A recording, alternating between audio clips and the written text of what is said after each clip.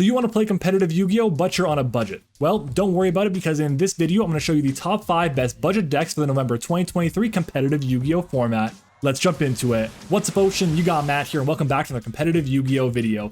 Yu-Gi-Oh is a pretty expensive game in 2023, between $70 copies of Wanted Seeker of Sinful Spoils and $110 copies of SP Little Knight, and even more. Budget players need to find every single advantage they can to be able to beat the meta without breaking the bank. So if you're asking yourself what decks are good in the post Age of Overlord and post Rarity Collection format that won't actually cost you an arm and a leg, you're going to want to stick around and watch the video, because every single deck in this video are going to cost you at least $100 or less. So if you're excited for the video, then make sure to smash the like button. If this video hits 100 likes, and I'll bring you a full guide on even more budget decks and how they match up against the best meta decks of the format to help you make your deck building decisions. Also, if you enjoy deck profiles, combo guides, meta discussions, and competitive Yu-Gi-Oh videos just like this one, you're going to love this channel. So make sure to subscribe and help us reach our end of year goal of 3,000 subscribers. Now with that being said, here are the top 5 best budget decks for the November 2023 competitive Yu-Gi-Oh format. Let's jump into it. Before I get to number 5, I'm ranking these decks on a few different categories to determine where they would fall on the list. The first is going to be how good are they in the meta today, the second is going to be how budget are they actually, and the third is going to be how much room for improvement do they have. Now, room for improvement means a few things to me. The first of which, most notably, is going to be, will an increase in budget actually increase the possibility of you winning with this deck? And the answer for every single one of these is going to be yes. If you have a bit more of a higher budget, you're going to have more opportunities to win with this deck because you'll have better cards. And that's the same thing for all these decks in these lists. Now, I will say though, that's very important, that that's not the only thing I'm considering. I'm also considering that, one, does a change on the ban list impact the deck? Will the deck get better over time as the meta progresses, or even with new set releases, for example? And another thing that's pretty important as well is going to be that, do the cards in the deck, are they able to be used in other strategies as well? If you're getting a deck with 15 to 20 non-engine slots in the deck, that's 15 to 20 cards you can use and move into other strategies that you don't have to pay for again in the future, which is obviously a really powerful thing to do when you're talking about a budget player. So with that being said, starting off our list at number 5 is going to be Red Dragon Archfiend, also known as Abyssal Archfiend or the Jack Atlas deck. Now this deck is incredible. The fact that it is so cheap, because all you really need is going to be 3 copies of the Red Dragon Archfiend structure deck and a Abyssal Despater, which granted is $35 right now, you'll be in a fantastic position.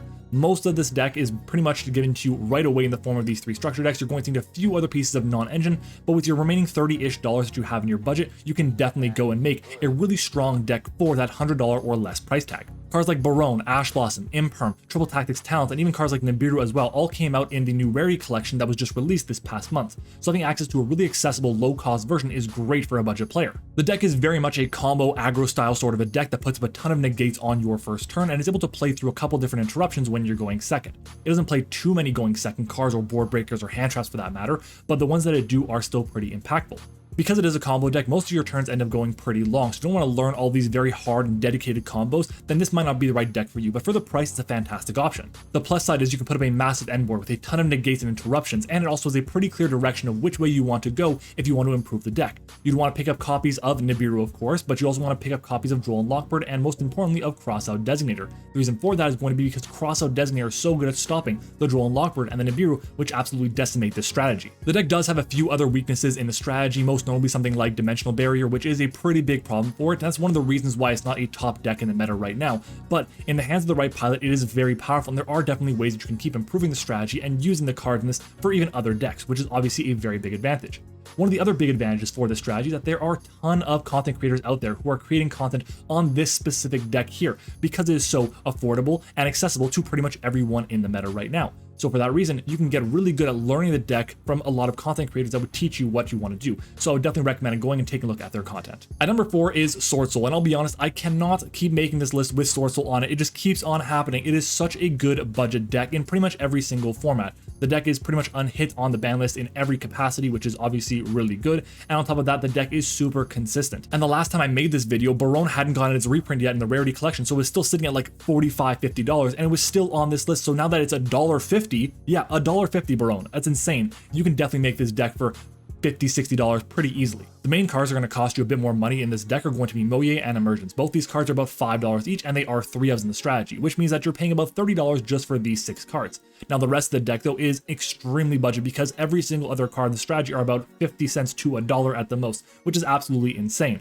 The deck also has the ability to run a ton of 1 to 1.5 card combos in it, which means that you're able to play a ton of hand traps in this strategy, which is great for a few reasons. Number one, hand traps are fantastic in the meta right now, and number two, hand traps are pretty much always going to be good, and even more importantly, number three, you can take those hand traps from this deck and put them into another deck that you decide to invest in the future if something were to happen to Swordsoul down the line. They also have the support of the Tenyi archetype, which is a fantastic archetype to pair with Swordsoul, not only because they are worm monsters, which Swordsoul needs to really thrive in the strategy, but also because they're fantastic options to break boards, especially going second. The deck is primarily a synchro strategy, so it has very similar weaknesses to the red Dragon Archfiend deck. Specifically, cards like Dimensional Barrier are really problematic, but a well-timed Nibiru can be a huge issue against the strategy if you can't get up a Baronne negate before that. The reason why this deck is higher on the list than the red Dragon Archfiend deck is because it's much more well-equipped to actually handle the problematic cards that will be coming in its way. You have ways to play around Nibiru, play around Droll Lockbird, play around something like the Dimensional Barrier. All these things are really important when playing Swordsoul, and because of that, there are intricacies that you would learn by playing Swordsoul that you wouldn't learn by playing the red Dragon Archfiend deck, in my opinion.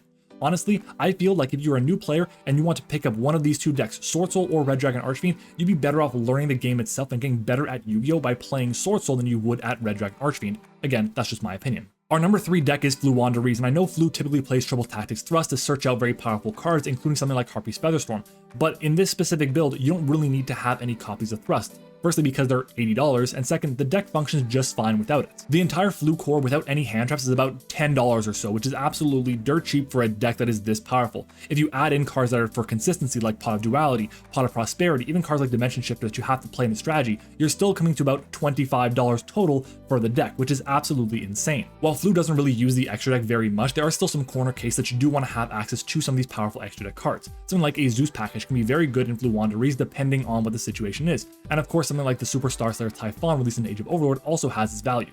Now I will say that very importantly, these cards here combined in value are about $40, which is very low cost considering that the rest of the deck itself is only about $25. So in total, for a near full power version of Floowandereeze, you're only spending about $65, which is absolutely incredible for a deck that has not only been around for this long, but is this powerful and has room for improvement as well, depending on how the meta shakes up. By investing in Flu, you're also setting yourself up for some future success because the deck does have a lot of room to play staples. Cards like Pot of Prosperity, cards like Book of Moon, and a bunch of hand traps are all really good in this strategy, and you definitely want to play them for a variety of reasons. So if you have access to them for this strategy, you'll have access to them again for the next deck you decide to pick up. And if you want to squeeze out some really easy wins, you can play 3 copies of Dimension Shifter and 3 copies of Harpy's Featherstorm, 2 of the most oppressive cards in the history of the game. Most people absolutely hate these cards because they're so hard to play around and actually beat depending on the deck that they're playing in the meta. So the fact that you have access to them in your deck and you can play them pretty easily as part of your strategy, it makes the deck really hard to take down, especially going first. Honestly, if you want to play a high level deck while being on a budget, Flu might just be the best option for you, considering that this deck here actually won a YCS in the past few weeks, which is something that every other deck on this list can't really say. Now, while Flu has won a YCS, our number 2 deck in Labrynth has recently won a few different regionals in the past couple of weeks. So that being said, it's a very powerful deck this format. On top of that, it's an incredibly low cost deck thanks to all the reprints the deck has seen over the past few months. There are only 2 cards in the deck that are $10 or more, and one of them is actually $20. These cards are Arius the Labrynth Butler and Big Welcome Labrynth, and while these cards are integral to the strategy, you don't actually have to play Arius at 3 copies. Because 3 copies of Arius and 3 copies of Big Welcome will run you $90, you actually can't afford to play the 3 copies on our budget. But you can afford to play 1 or even 2 because the entire strategy itself, the rest of the Labrynth archetype, is so inexpensive. Every other card in the strategy is between 50 cents to $2 at the absolute most.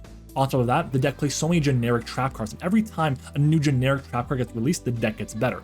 All of these trap cards have been reprinted into Oblivion, so you have access to them at a really low cost as well, and even at some nice shiny rarities too. In my opinion, for the format itself, the deck is definitely better than Floowandereeze, but it's also probably going to be better in the upcoming future because of the possible releases of new trap cards, new Labrynth support, and of course, the ban list. Flu has been around for a pretty long time and it's a pretty oppressive deck as well, so I don't think the deck will have the same amount of longevity as Labrynth would for right now. The deck has room for improvement and it's pretty clear which direction you're going to go down if you want to improve the strategy. You're definitely going to pick up your remaining copies of Big Welcome Labrynth, and of course you're going to be picking up your remaining copies of Arius the Labrynth Butler, which are all very important cards in the strategy right now.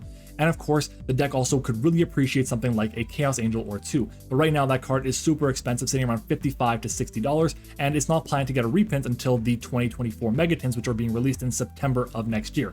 So it may not be the best decision to pick that up right now, but eventually, if your budget increases, you should definitely go with it. But for someone who has only that $100 bill of budget, Labrynth is definitely a fantastic option to pick up for this current format. Before we get to our number 1 deck, I want to give a quick shout out to the Shark strategy. I love this strategy and it's extremely budget. The fact that this deck can put up multiple interruptions with a very low resource intensive combo is really solid. The end work can end up with something like 2 copies of Totally Awesome and the new Xyz cards that came out in the Age of Overlord. It's a very powerful combo that has a lot of recursion as well. So honestly, I'd recommend picking up this deck if you want to see something a bit more rogue tier, but still also very interesting to play in the format, and that has really no chance of getting hit on the ban list at all. And moving on to our number 1 deck is going to be Runick Chimera. Yeah, okay, I'm cheating just a little bit here. The reason why this deck is at number 1 isn't specifically because of the Chimera portion of the deck, it's because of the Runick portion of the deck. Runick can be paired with pretty much every single strategy in the game to really good use. There are a ton of Runick options that can be paired with so many other different decks in the format right now to create a powerful option that is even better than the sum of its parts. Think of something like Runick Plunder Patrol or something like Runick for Hire. Even something like Pure Runick has its advantages as well depending on the format that you're in at your local scene. And if you have a bit more space in your budget, you can go for something like Runick Bistro, which is a fantastic option in today's formats. But let's get back to Runick Chimera and why I spoke about it. The reason why I want to talk about Runick Chimera is because right now, in my opinion, this is the best way to play the Runick engine. The fact that the Chimera cards are all incredibly powerful, a really nice engine and really small engine at that to create a lot of powerful advantage is great. And the draw power and removal that the Runick engine provides is all very powerful for the Chimera strategy, especially because they want to keep having cards in their hands to activate their Chimera fusions over and over.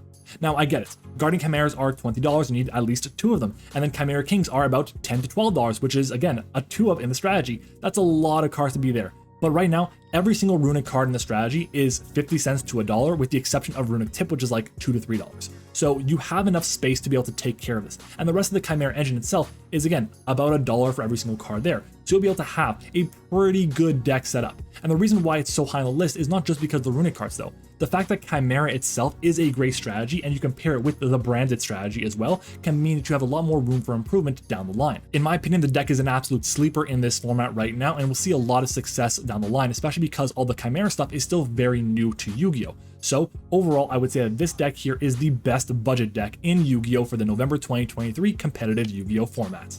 And that is it, the top 5 best budget decks for the November 2023 post Age of Overlord competitive Yu-Gi-Oh! Format. Now, I want you guys to let me know down in the comments what you think of the video itself and of the list in general. And of course, what decks did I miss on this list? I'd love to hear from you down below. Also, if you enjoyed the video or you learned something new, then make sure to smash the like button. If this video hits 100 likes, then I'll bring you the ultimate guide to the budget decks in the format and how they match up against the best meta decks in Yu-Gi-Oh! Today. Speaking of other meta decks, if you guys want a guide to one of the best meta decks in the history of the game in Tierlist, make sure to check out the video right over here. And of course, guys, consider subscribing to the channel for more competitive Yu-Gi-Oh! Videos and help us reach our end of year goal of 3,000 subscribers. Thank you all so much for watching the video. I hope you enjoyed it, and I'll see you all next time.